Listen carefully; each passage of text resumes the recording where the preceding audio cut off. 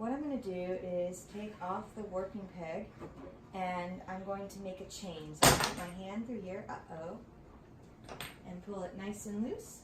And I'm going to do that all the way down like so. And then this is just going to come and flop a doodle right there. Quiet, Dahlia. So now what you do is you take the thread and just kind of even it out right there at the heddle.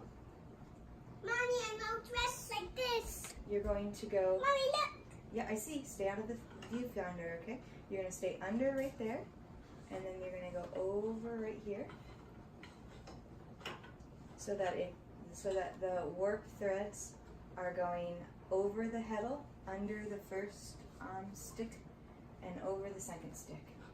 And now we're going to tie that down with some bands.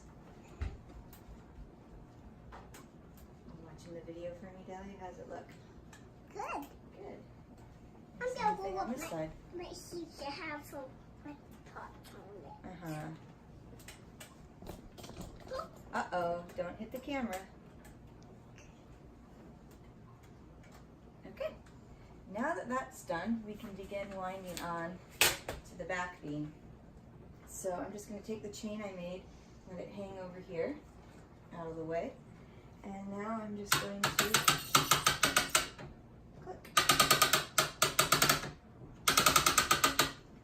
When you're winding on, what's important isn't so much keeping a lot of tension, it's just keeping even tension. So that's what I'm doing here with the Tabby Jack.